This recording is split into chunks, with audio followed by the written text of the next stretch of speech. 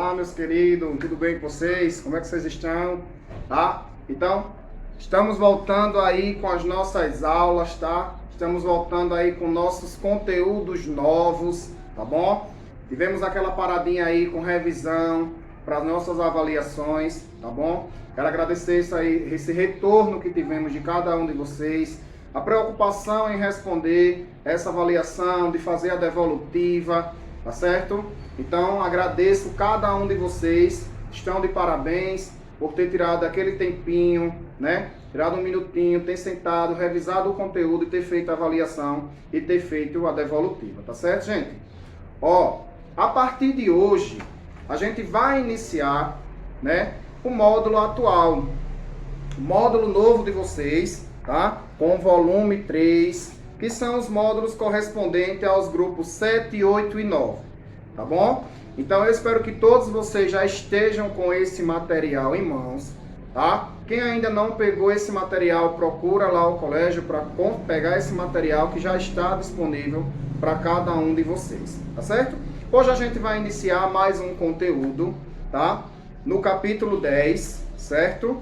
Que trata-se de razão e proporção, tá bom? Razão e proporção, que seria, tá? Mas aí da mesma forma, você já conhece a didática que estamos trabalhando na disciplina, tá? Aquele material que eu vejo que ele é bastante extenso, a gente vai fragmentando ele aqui em pequenas aulas, em aulas individuais, para que não fique uma sobrecarga de conteúdo e da mesma forma de exercícios a serem solucionados, tá certo, pessoal? Então vamos ver aí uma definição pequenininha, tá? Ele vem aí na página 67.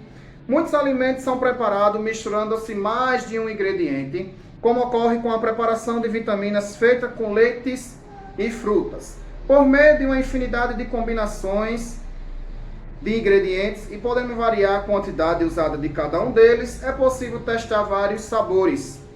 Entretanto, há casos em lanchonetes ou restaurantes, por exemplo, em que é necessário manter o padrão de sabor para que um cliente mais assíduo saiba o que está comprando.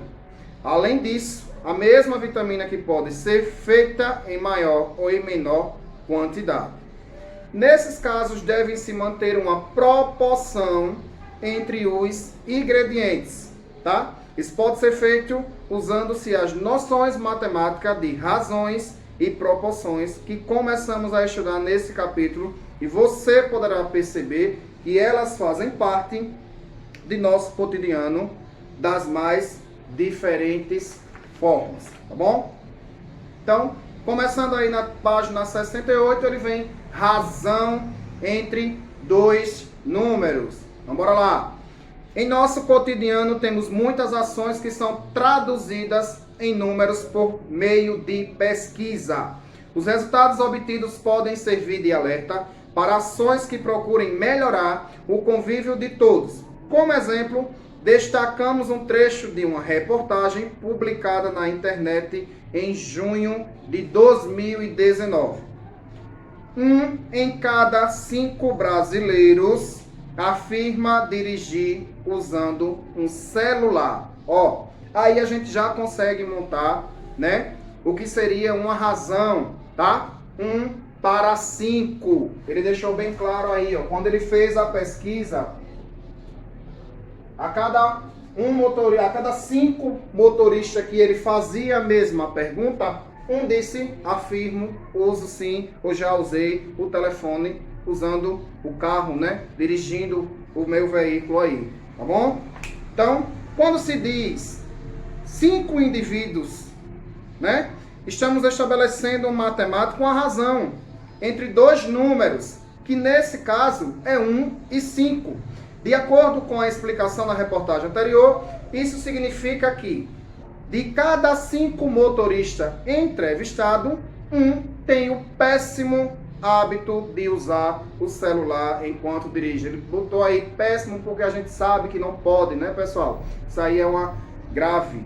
Essa razão pode ser indicada da forma de fração. 1 em cada 5, tá? De maneira geral, podemos afirmar que o que seria razão? Razão é a relação entre dois números racionais e ela pode ser indicada por, preste atenção, uma fração aqui, ele botou A para B, sendo que A é diferente de... e B é diferente de zero. Por que ele mostrou que B é diferente de zero, pessoal? Porque em uma fração matemática, né, nenhuma fração a gente tem aqui em seu denominador o numeral zero, tá? Para ficar bem fácil o entendimento, se a gente quisesse ter uma ideia, né? Vamos fazer uma pesquisa aqui bem rapidinho em sala de aula. Quantos tem de meninos e quantos tem de meninas em nossa sala de aula? Vamos supor que tivéssemos aí 20 alunos com um total de 12 meninos. Então, qual seria essa razão aí montado? 12 para 20, porque era 12 meninos correspondente no total, tá? Vamos supor que fosse a mesma pergunta com meninas. Se a gente sabe que tinha 12 meninos, o total de alunos foram 20. Então, qual seria a razão de meninas? 8 para 20, porque 12 já são meninos, tá? É super simples entender aí o conceito de razão, tá? Na razão, o termo A, ele é chamado de termo antecedente, tá? Então, vamos esquecer aquela parte de numerador e denominador, porque são fracionários. Como estamos trabalhando razão, vamos pensar aqui. A parte aqui de cima, ela é chamada de termo antecedente, tá bom? Super simples aí.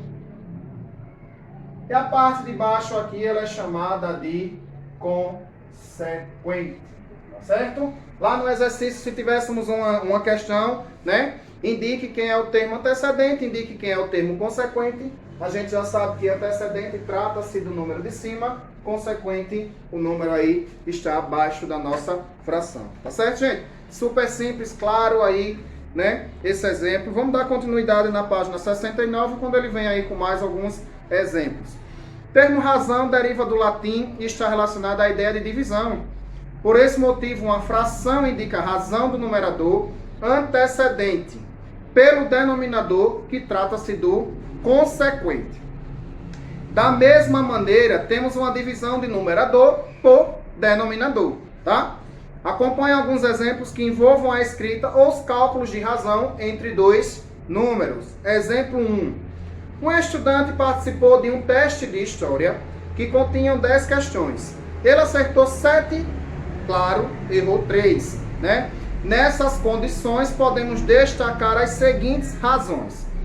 Razão entre o número de acertos e o total de questões. Total de questões, pessoal, foram 10, tá? Então, o total trata-se de quem? Do consequente, tá bom?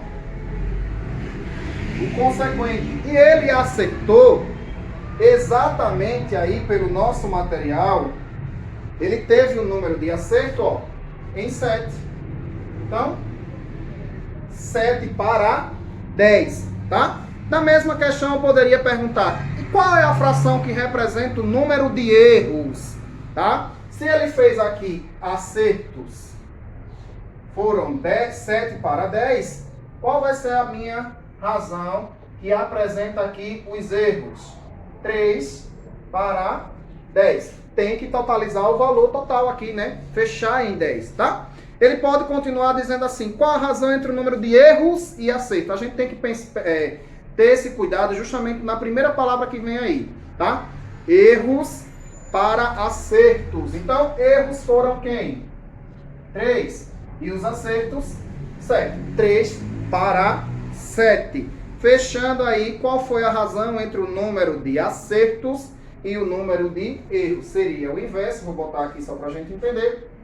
7 para 3, tá? Super simples aí montar uma razão, não é isso? Tem mais alguns exemplos aí no nosso material, tá bom? Então vamos ver aí na página 71, quando ele diz razão entre duas grandezas de mesma espécie, certo? Nos módulos anteriores comentamos as razões entre a quantidade do preparado de dois sabores diferentes para a fabricação de um picolé de frutas. Nesse exemplo, as duas quantidades são dadas por meio de mililitros. Isto é, são grandezas de mesma espécie. Quando estamos falando da mesma coisa, da mesma situação, estamos trabalhando com grandeza de mesma espécie. Assim como ocorreu nesse exemplo, há uma infinidade de outras situações que envolvem a razão entre grandezas de mesma espécie. Entende-se grandeza como algo que possa ser medido e quantificado como comprimento, massa, capacidade, tempo, temperatura e tantas outras medidas. Logo, temos o envolvimento de unidades de medidas como metro, litro, gramas e etc. Um dos maiores exemplos de razão entre grandeza de mesma espécie ocorre no círculo. Tá? Para isso, considere os seguintes círculos com a medida em destaque da circunferência e do diâmetro. Observação: as medidas dadas para a circunferência estão aproximadas para 2 casas decimais. Então ele trouxe aí uma representação de um círculo, tá?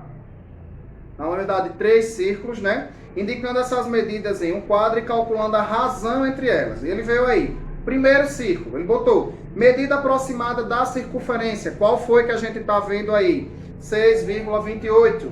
Ele botou qual é a medida do diâmetro desse círculo, né? Diâmetro a gente sabe que é o todo da figura, tá? Deixa eu fazer aqui a representação, ó. Diâmetro, tá? Todo, passando pelo centro. Então o primeiro foi 2 metros, tá? Então qual seria essa razão aí? 6, tá?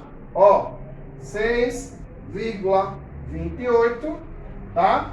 Com 2, certo? Se a gente dividiu aí, ele chegou em 3,14. Aí foi uma descoberta que ele começou a fazer sempre essa parte aí de comprimento pela diâmetro, tá? Ele começou a fazer a divisão do comprimento e o diâmetro de um círculo. Vocês podem também fazer esse teste aí na casa de vocês, tá certo? Fazer um círculo aqui, tá? Medindo, a gente pode. Como é que a gente vai conseguir fazer isso aí? Vocês podem pegar um barbante, tá bom? Só um exemplo aí. E tentar cortar ele na medida que vocês quiserem. 30 centímetros, 40, 50, dependendo como for, tá certo? Monta esse círculo aí, tá? O que é que vocês vão terminar aí? Fazendo com o que seria o diâmetro. Depois que vocês montar, vocês vão pegar aqui, ó, a medição de um lado até o outro, para saber quanto foi esse diâmetro. Se vocês medirem exatamente igual, pessoal, certinho aí como manda, quando vocês fizerem a divisão de comprimento por diâmetro, sempre ele vai resultar em 3,14, tá? Vocês vão perceber aí com os outros exemplos que foram trabalhados aí, exemplo 2 e exemplo 3, e todos mesmo tendo a medida diferente, tanto do seu comprimento como o seu diâmetro, todos eles resultaram em 3,14, tá certo? Então, super tranquilo aí, né? Essas medidas, tá certo? Então, vamos ver aí mais um exemplo de como é que a gente conseguiria achar, né? Em outras figuras, em outras unidades aí, em outros desenhos, melhor dizendo, tá? Continuando na página 72, ele vem aí pra gente fechar, tá? Podemos entender o seguinte: dada a medida do diâmetro com o comprimento, ou seja, né, da circunferência, corresponde à medida aproximada de 3,14. Quando ele disse aproximada, mesmo que vocês tentem fazer essa divisão aí usando um aparelho, por exemplo, a calculadora, vocês vão ver que eles iam assumir 3,14 e outras casas decimais, ou valor muito aproximado, 3,13, entendeu? Então, isso aí fez com que ele fechasse justamente em um único valor, que é o número de π. A gente vai trabalhar ele aí futuramente, 3,14, tá? Há milênios matemáticos perceberam essa regularidade na circunferência e coube aos gregos, além de outros matemáticos ao longo da história, desenvolver estudos sobre essa razão. Com isso, ela recebeu o nome de uma letra do alfabeto grega, que trata-se da letra π, tá? Assim, dado uma circunferência de medida C e o respectivo diâmetro da medida D, temos sempre a seguinte razão: C para D, a gente já viu que C nessa questão, comprimento, D, diâmetro, e ele botou que nada mais é igual a π, ou seja, esse valor que a gente fecha, tá? Não vai mudar em 3,14, tá? Atualmente essa razão é conhecida com trilhões de casas decimais, sendo as primeiras, para vocês verem aí no que eu tinha acabado de falar antes, tá? Depois do 3,14, ele sempre assume outras casas, mas para fechar em um número menor, de fácil absorção, de melhor trabalho, representou com 2 casas decimais, ficando em 3,14, tá certo? A razão de duas grandezas de mesma espécie, tá? Trata-se de um quociente dos números que expressam suas medidas, tomadas da mesma unidade. Essa palavra quociente para a gente já é super tranquilo, porque nada mais é do que o resultado de uma divisão, tá bom? Quando as grandezas não são dadas na mesma unidade, basta fazer as devidas transformações. Veja como exemplo um retângulo com as medidas indicadas, tá? Escrevendo a razão entre as medidas da largura e do comprimento, expressamos as duas medidas na mesma unidade, como em centímetro. Então ele trouxe aí uma representação, tá certo? De um retângulo que está aí no material, com base de 2,7 metros e a altura dele em 90 centímetros. O que é que ele quis mostrar isso? Essas unidades que são totalmente diferentes, né? Metros, base, centímetro, a altura. Como é que eu vou montar? Da mesma forma. Ele pediu aí, eu quero a razão entre a largura, aliás, eu quero a razão entre a altura e a largura. Então, quem foi a altura aí? 90 centímetros. Quem foi a largura?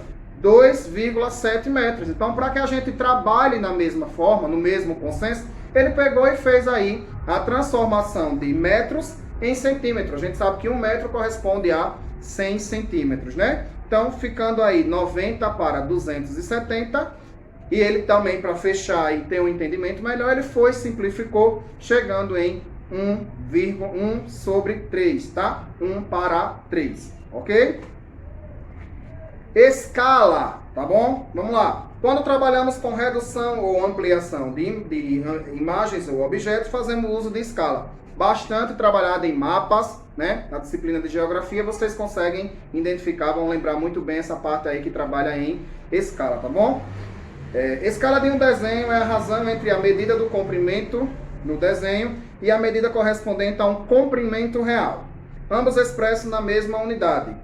Tratando-se de objetos, como ocorre com a miniatura, de trens, carros, aviões, prédios, etc., temos a mesma definição anterior, bastando indicar a miniatura em vez do desenho, tá? Então, o que é que ele faz aí? Ele monta uma réplica. Se ele quiser fazer uma réplica de um avião, ele vai pegar o tamanho original, tá? E trabalhar dessa forma em centímetros. Como exemplo, aí ele diz, considere a escala indicada em uma caixa de um modelo de uma miniatura de um avião, tá? Na escala tá aí, temos uma unidade da miniatura corresponde a 72 vezes as unidades dos valores reais, tá? A cada uma unidade, 72 vezes o tamanho original do avião, tá certo, gente?